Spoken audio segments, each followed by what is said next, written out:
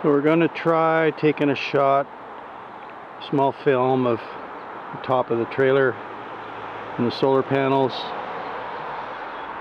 and 1000 watts. As you can see, there's 2 max fans as well, and we have a Starlink attached to the system. So it's mounted on 2 longitudinal rails, as you can see, and those rails are bracketed to the trailer right at the framework, and only on the outside of the trailer, not in the center. And then, as you can see, there's some cross members mounted on top of those brackets, on top of those longitudinal rails, which actually support the solar panels. So nothing's drilled into the trailer in the center, only along the outside, as you can see. Let me see if I can zoom in over here. Right, let's see here. Right there. Right there, yeah. So those are bracketed to the trailer. Then there's longitudinal rails, and then there are cross members on top of those longitudinal rails, and that's what the solar panels are mounted to. Pretty simple system.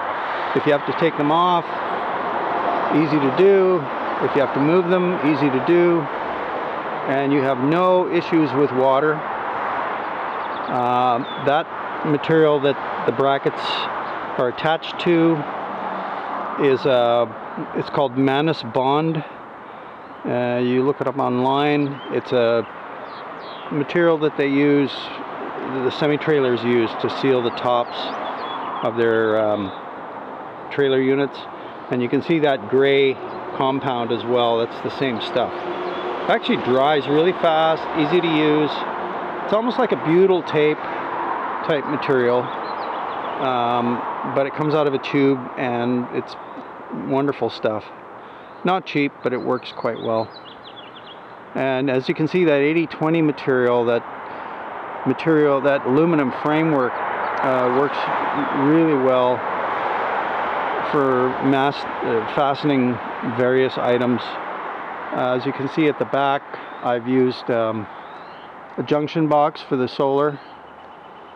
It's a Scepter waterproof junction box. There's a couple of bus bars in there. So all the solar come in, and then they go down through underneath, and again that's sealed. So basically I've got a series parallel setup with the solar panels. So even if we have shade, as you can see right now, there's partial shade.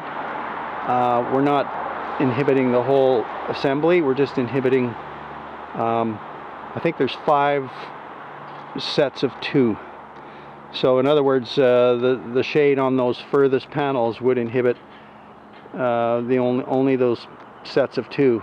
So the ones that are in the sun would actually be bringing in solar energy. And then I also have cameras on the outside on all 4 corners, and they overhang the back. The panels overhang the back, so we have some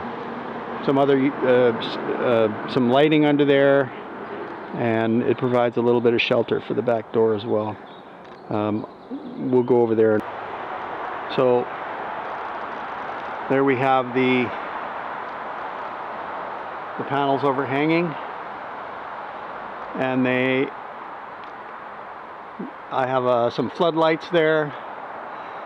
They're RGB floodlights, and then I also have some backup lights, which really help when you're reversing into dark areas that you can't see.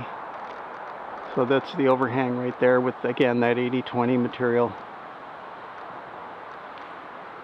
So there we have it.